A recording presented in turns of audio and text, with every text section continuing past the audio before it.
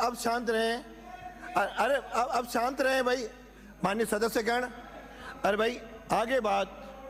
अरे हो गई। माननीय सदस्यगण, सब लोगों ने जो आसन के प्रति भावनाएं प्रकट की, मैं उनका सम्मान करता हूं, आदर करता हूं और उनको अपनी ओर से आभार भी व्यक्त करता हूं।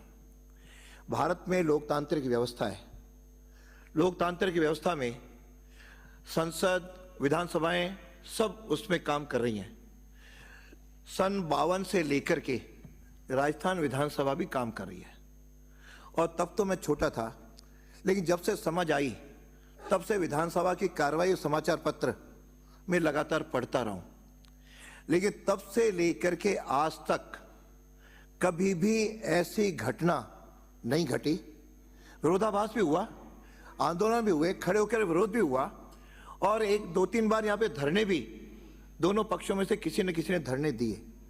धरने के दौरान भी कभी भी ऐसी बात मैंने नहीं सुनी जिस प्रकार का यहाँ पे उन्होंने भाषण दिया, वातावरण दिया। वह भी किसी साधारण सदस्य ने नहीं, एक पार्टी के प्रदेश के अध्यक्ष ने।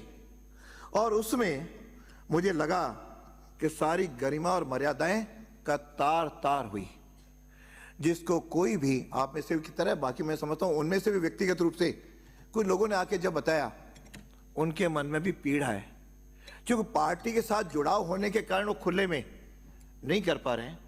और लगातार आसन पे आरोप लगा रहा था कि साहब पक्ष विपक्ष दोनों तो एग्री हैं, आप एग्री नहीं हो, जबकि बात गलत थी।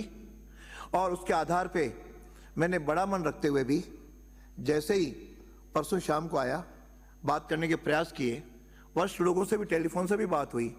और कल जब सदन में आया, सदन के आने के बाद भी जिस तरह से प्रश्नकाल के दौरान व्यवहार हुआ विपक्ष का, मैंने बार बार अपील की बैठ जाए। और ये नियम है कि जिसको निलंबित सदन करता है, अध्यक्ष नहीं करता, सदन का प्रस्ताव लाता है, हम सब मिलकर के उसका प्रस्ताव को पारित करते हैं। उसमें निलंबित सदस्यों को तुरंत यहां से चला जाना चाहिए था, फिर भी नहीं गए, धरना दिया। धरने में मुझे प्रसन्नता है कि सत्ता पक्ष ने उनका सम्मान किया और उनके लिए जो व्यवस्थाएं थीं वो मेरे सेक्रेटरी ने और आप सब ने मिलकर के उनकी समुचित व्यवस्थाएं की। उन व्यवस्थाओं के बावजूद भी कल जो दृश्य खड़ा हुआ, मैं समझता हूं कि यह शर्मसार करने वाला भी है। और बार बार कहा जाता है कि बाप को बड़ा मन रखना होता है। बाप बड़ा मन तब रखता है जब बेटा भी बेटे का कर्तव्य निभाए। यदि बेटा नहीं निभाए तो कहीं सा बाप भी फिर अलग होकर के घर से भी विदा कर देता है। कभी बाप फिर बेटे को घर में नहीं रखता, बड़ा कठोर मन होता है। लेकिन कठोर मन से यह भी व्यवस्था कई बार बाप को लेनी पड़ती है। हम संसदीय व्यवस्थाओं में रहते हैं, इसलिए बड़ा मन करके ही कल मैंने सबको बुलाया। सत्ता पक्ष के भी लोग थे, विपक्ष के लोग भी थे, इनके वरिष्ठ लोग भी थे। वहां पे सारी बातचीत के बाद भी सारी बातें भूल करके व्यवस्था हुई। और आज वो कह रहे हैं निलंबित वालों को तो ना लॉबी में बैठने का अधिकार, मुझे बता दें नियमों में कौन बैठने का अधिकार है।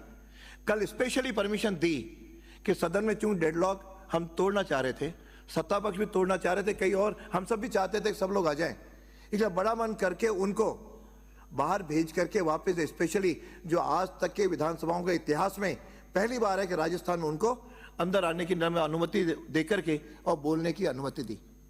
वहां पर जो वरिष्ठ व्यक्ति थे, मैं उनके नाम भी सबके सामने, अब कोई उसमें छिपाने की बात नहीं है, सर्वसम्मति बनी कि सदन में उनको बुला करके वह अपने व्यवहार पर खेद प्रकट करेंगे। पहले माफी की बात थी, लेकिन माफी चूंकि उनको लगा तीखा शब्द है, तो फिर भी बड़ा मन रख करके हमने कहा वो अपना खेद प्रकट करें। उसके बाद जब वो खेद प्रकट कर लेंगे, मैं उनके निलंबन की भी, निरस्त करने के भी सदन उस पर विचार करेगा। और उस समय हमारे मंत्री जिसको विषय को लेकर के चला है कि आज भी उस लाइन को पढ़ा है, मंत्री जी भी ऐसा कहने को तैयार थे कि उनकी ऐसी कोई भावना नहीं थी। वह सदन में सबके सामने मैंने कहलवाने के लिए हाँ भर दी कि मेरी जिम्मेदारी है, ये मंत्री जी बोलेंगे। लेकिन शायद वो चाहते नहीं थे कि मंत्री को ये बोलें। अब बार बार कैसा मंत्री नहीं बोले इसलिए हमने खेद प्रकट नहीं किया।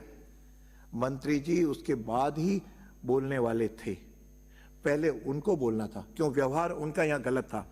मुझे भी संसदीय अनुभव 5 बार से, तो मैं भी विधायक हूं और यहां मैंने कभी नहीं देखा, कभी आए होंगे बात करने के लिए आए होंगे, और गलती से कभी एक बार आध बार कभी 52 से लेकर आज तक के इतिहास में हुआ हो तो इसका मतलब वह परंपरा बनेगी, इसको तो बर्दाश्त नहीं किया जा सकता। और आपने लोकसभा की भी मैंने कल पढ़ करके बताई थी, वहां तो यहां तक है कि यदि कोई ऊपर चढ़ने का प्रयास करेगा, चढ़ेगा, तो उसके निलंबन के लिए प्रस्ताव लाने की भी आवश्यकता नहीं है, वह स्वतः निलंबित हो जाएगा। तो आज मैं ये व्यवस्था दे रहा हूं कि आगे से कोई भी सदस्य किसी भी दल का होगा, यदि यहां पर खड़े होकर के सदन के या अपने आसन की अवहेलना करेगा तो वह स्वतः ही निलंबित माना जाएगा, कोई प्रस्ताव लाने की जरूरत नहीं। अब जिन उसके बाद स्थायी कल यदि मैं स्थगित नहीं करता तो पता नहीं क्या दृश्य उपस्थित हो सकता था, लेकिन सदन की गरिमा बनी रहे इसलिए स्थगित किया। स्थगित करने के बाद सब सदस्य बैठ जाते हैं, जो भी उनको रहना होता है। यहां बैठ करके एक दल का अध्यक्ष प्रदेश का भाषण करे, उस शब्दों को मैं दोहरा नहीं सकता, आज अखबारों में सबने पढ़ा है। वह शब्द इस सदन के अंदर ही कहे गए, चाहे सदन की कार्रवाई चल रही हो चाहे न चल रही हो, लेकिन सदन में बोले जाने वाले शब्द बहुत गंभीर हैं, अपमानजनक हैं। मेरा अपमान नहीं हुआ है, यह इस आसन का हुआ है। अब यदि हम आसन का चाहते हैं तो निश्चित रूप से हम इस बात को मैं स्पष्ट करना चाह रहा हूं कि यदि जो कुछ सदस्य ने कहा क्या करेंगे आप लोग, ये सदन तय करेगा, लेकिन ऐसा व्यक्ति सदन के सदस्य बनने के भी योग्य नहीं है। अब उसके लिए क्या किया जाए, क्या नियम है, ये सदन को तय करना है। सत्ता पक्ष प्रस्ताव कोई लाता है या विपक्ष लाता है और सदन उसमें क्या अपना व्यू करता है, मैं उसमें कहीं भाग नहीं लेता। मैंने कोशिश की कि सबको संरक्षण विपक्ष को भी देते हुए अपने सदन की कार्रवाई चलाऊं, इसलिए मेरे पास कई बार सत्ता पक्षियों से भी आरोप लगा क्या विपक्ष को जो है पक्ष ले रहे हो, विपक्ष का लगा कि आप सत्ता पक्ष को बचा रहे हो। ये मेरे तो दोनों ओर से, लेकिन मैं आज अपने आत्मा के साथ कह सकता हूं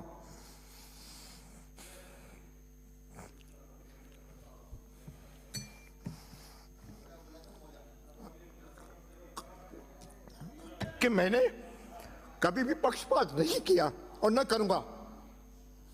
इसके बाद भी यदि इस तरह के शब्द सुने जाएं तो मन को पीड़ा होना स्वाभाविक है।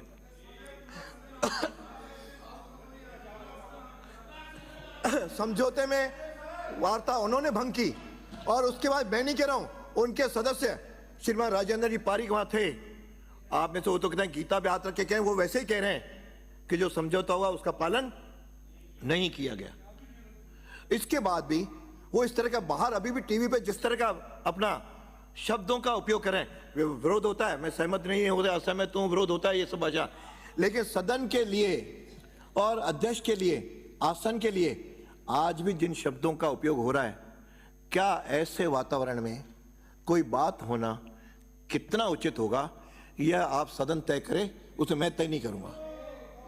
अब इसलिए इन अपशब्दों के लिए मैं आपसे आखिर में एक ही निवेदन करूंगा, आप सब मेरे व्यक्तिगत नहीं, आसन का सम्मान रहे, यहाँ की परंपराएं जिंदा रहें, यहाँ की मर्यादाएं बने और यहाँ की जो नियम है उसका पालन हो, इसके लिए आप लोगों ने मुझे इस आसन पे बैठाया। मैं तो छोटा सा कार्यकर्ता था, एक कॉलेज में पढ़ाता था, कभी कल्पना नहीं की थी कि यहां तक पहुंचूंगा।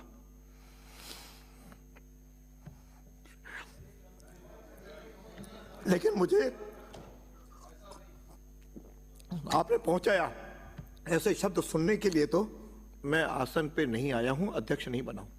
इसलिए अब आप लोगों पे छोड़ता हूं कि यह इस पे क्या किया जाए, कैसे किया जाए, कौन करे, लेकिन इस पे कठोरतम विचार करके, ठीक है विरोध होते हैं, अल्टीमेटली बातचीत भी होती है, लेकिन बातचीत का भी आधार क्या हो, किस बातों पे हो, तो यह सब कैसे समाधान हो, इस पर आप लोगों को विचार करने की आवश्यकता है।